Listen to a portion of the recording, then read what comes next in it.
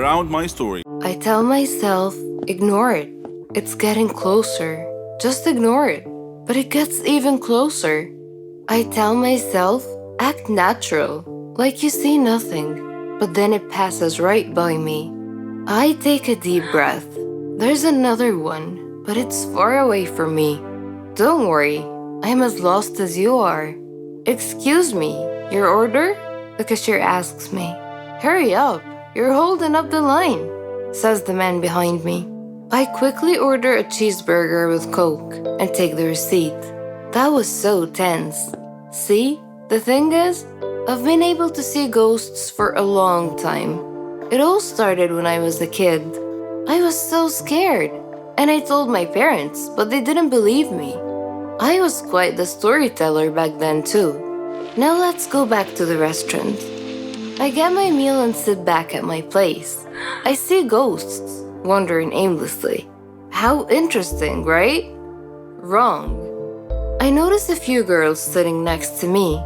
I recognize one of them, Jennifer from my class. She's adored by everyone. I find her quite annoying. I think she senses me looking and glances at me. I quickly look away. I prefer being alone over being a clown. It's starting to get dark. As I walk home, I take a few snaps with my camera along the way. Trees, flowers, sky, streets, cars, houses, or anything beautiful that catches my eye. It's like capturing the moment at the right time and from the perfect angle. The street in autumn looks amazing. The mix of red, yellow, and orange is dazzling. It's my favorite time of the year. There are a few people here and there. So are the ghosts. I used to have a hard time figuring out if a certain person is alive or is a ghost. They all just seemed so similar to me. As I'm walking wrapped up in my thoughts, I see a guy standing near a tree a few steps away. He's staring at the leaves. At that moment, he looks picture perfect. He's tall, dark messy hair, and curious eyes. He looks like he's in a trance, deep in thought. The setting sun's light graces him at the right angles. Alas, I couldn't help but want to try to capture this image. He notices someone staring at him, and he looks at me. Embarrassed, I just nervously wave my hand and say sorry. He looks around to see if I was talking to someone else. Feeling awkward, I turn and go on my way. But he's coming towards me now, and then I watch as a woman with a stroller passes by, and he goes right through her. That's when I realized I'd made a huge mistake. He keeps walking toward me, confusion on his face. I ignore him and keep walking. This is what I meant by not being able to tell the difference sometimes. Hey, wait! He yells. But I pay him no attention. This is why I avoid them. As soon as they notice I could see them, they either won't leave me alone or want me to do something for them, which is quite a hassle. Plus, what if some of them try to hurt me? As I keep walking, he runs up in front of me. You can see me, right? He says. I ignore his words and walk right through him. Whenever I make these types of mistakes of revealing myself, I make them think they misunderstood, and then they leave. I know you can see me, he says, and keeps following me. Now he's walking right beside me. I keep ignoring him. Why are you pretending? He asks. He keeps trying to get me to talk all the way to my house. When is he gonna leave? I wonder as I enter my home. I groan internally as he follows me inside too. He smirks. I know you can see me. Ignore me all you want.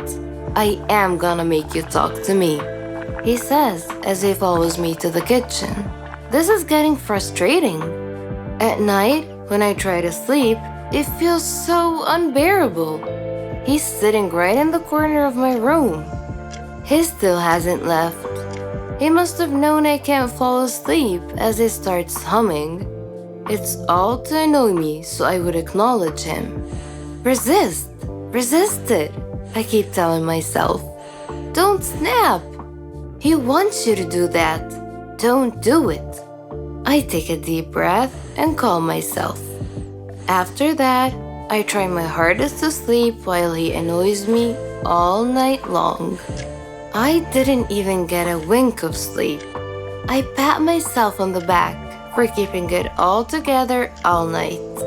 Looking at the mirror, I look like a zombie. He laughs, much to my irritation. You look terrible. I'm honestly impressed by your patience and endurance, he says.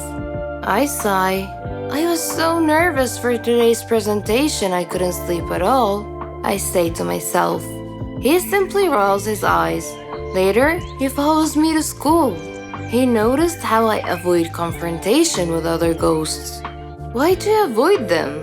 With your ability, you could help them, he says as I take my seat in the class. No way.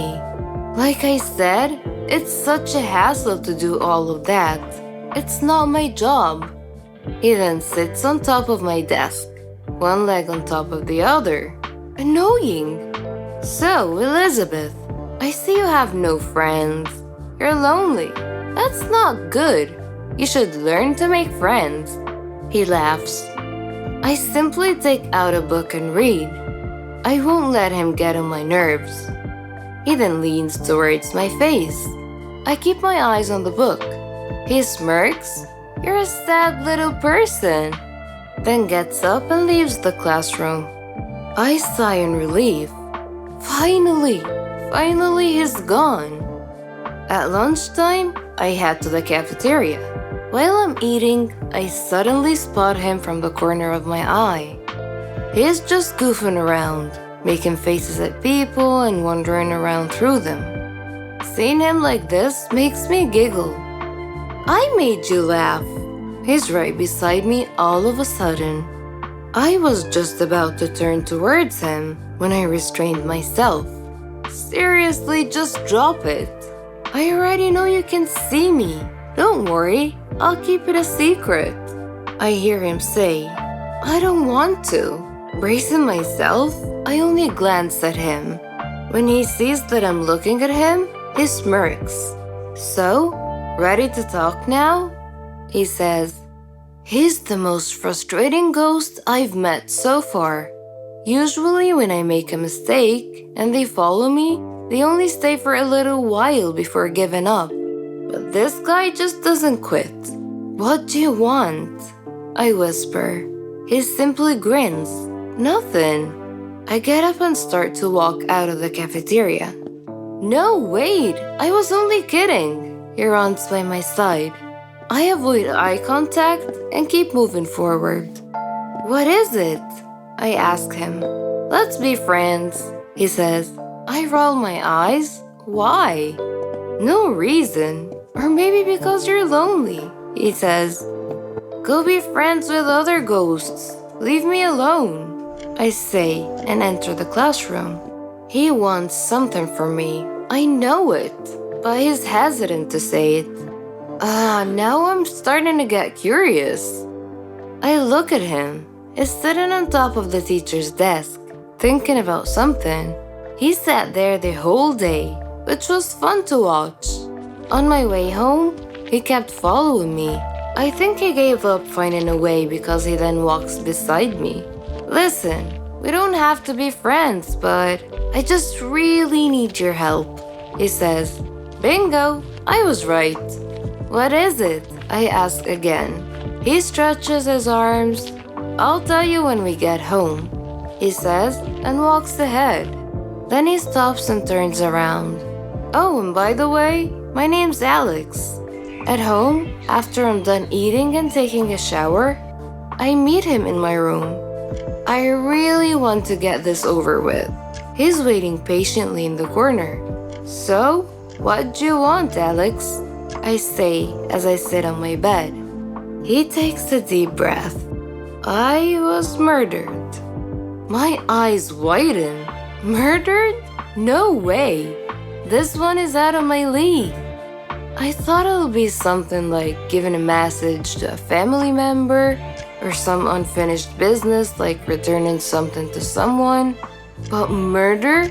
Seriously? I just can't.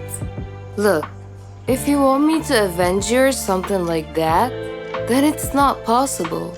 I tell him, but he just shakes his head. No, that's not it. It's the reason I was murdered. I'd heard something which I wasn't supposed to hear. A secret. When they found out that I heard, they killed me. Now that is interesting. Usually when someone is murdered, they want revenge. So what do you want me to do? I asked him. He looks me in the eye. I want you to expose that secret. I couldn't, but I feel that you could, he tells me. You want me to risk my life for something you got killed for? That's even more messed up. There's no way I could get involved in such things. I say, now this is getting out of hands. He gets up too. This is serious. You're the only person who can help me. And let me tell you this. Many lives are at stake. I don't want revenge. I want to save the lives of the victims. If I got a chance to be alive again, I'd still do it. I calm myself down and sit back. Tell me about it first, I say. He smiles and sits back. Eleanor Parker. Do you know her? The new actress. My eyes widened. She killed you? I asked. I guess, he nods. What do you mean you guess? That is the good person you're talking about. Or at least that's what everyone says about her. I say defensively. He just snickers. Not at all. Or rather, she has a dark side. You see, she's involved in illegal activities. Human trafficking. So she's involved in human trafficking, and when you heard about it, you wanted to expose her. But then she found out, and she got rid of you, right? I say, exactly, he says. How did you find out? Well, I used to work for her, he says. But he looks like a high school kid. He must have seen my expression because he continues to explain. Part-time. I actually lived independently and was short on cash. I got to work there through some connections. I was good with plants, so she hired me as her gardener. All was going well until one day I heard everything. She was talking to someone on the phone. She was arguing with someone about items and saying that she's gaining fame. She needs to be careful and that she's cutting all ties with them. I couldn't understand anything except that she was involved in something shady. She said, "Look, I'm sorry, but if people found out I'm involved in human trafficking, then all of us are doomed. You get that?" I guess after hearing that, I was so shocked. I accidentally dropped my shovel. She noticed and hung up the phone immediately. I knew I had to do something. This was so serious. But when I was on my way home, I was attacked and you know the rest, Alex explained. It all sounded so unreal. I'm getting into something dangerous. But how do you know that she killed you? It could have been someone else, I wondered. The people who attacked me were her guards. After I became a ghost, I went to her place to find out more about the human trafficking. But she was cautious, and I guess she'd cut ties with them, he says. By the way, where's your body buried? I asked him, because it could be proof. He grins. I was cremated. There goes my hope. He wants me to expose this to the police. I'm gonna need proof. It'll be risky, but it'll also save lives. I need to carefully think this through and make a plan. I'll think about it. Right now, I'm tired. I go back to bed. I couldn't get any sleep. He starts humming. I throw a pillow at him, knowing it'll just pass right through him. Shut up! I yell. He just laughs. Fine, he says, holding up his hands. I'll just do what he wants, so he would leave me alone. I'll need to think carefully. Slowly, as I'm about to drift off to sleep, I glance at him. He was murdered. It's hard to believe when he's so funny. He's just sitting there thinking in a trance-like state. I've noticed he does that a lot. I wonder what he's thinking about. Bright light slices the darkness as I slowly open my eyes. His ridiculous face is the first thing I see. Rise and shine, he says. I simply turn away. Quiet, I say. Aren't you forgetting about something? He says. He sure is impatient. Well, I did think about it and I guess I'll do it. If I could save more lives, then yes, I say honestly. He snickers. Yeah, that's good to hear, but that's not what I meant. He points towards the clock. My eyes widen as I realize I'm getting late. I'm late. Why didn't you wake me up? I say as I run to the bathroom. Nah, I thought I should let you sleep in, he says. At school, I take out my notebook and think of a plan. First of all, we need info. Till now, we only know that Eleanor Parker is involved in human trafficking. That's it. Maybe someone in her house knows something, but if they did, they would suffer the same fate as Alex.